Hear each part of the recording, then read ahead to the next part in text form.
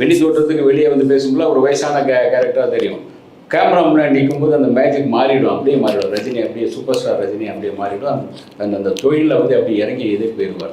அந்த அளவுக்கு அந்த செல்வாக்கு, அந்த மக்கள்கிட்ட அந்த செல்வாக்கு இருக்குது. மக்கள்கிட்ட அந்த அவரை பார்க்கணுங்கிற எப்படி எம்ஜிஆருக்கு அடுத்து அந்த மாதிரியான ஒரு கிரேசி இருக்கிற ஹீரோ. அதே சமயத்தில் அரசியலில் அவர் தன்னை புரிஞ்சு வச்சு தான் இப்போ பண்ணார். அரசியல் போனால் நமக்கெல்லாம் சரிப்பட்டு வராது. ஏன்னா நமக்கு கோபக்காரன், பயங்கர கோபக்காரன்.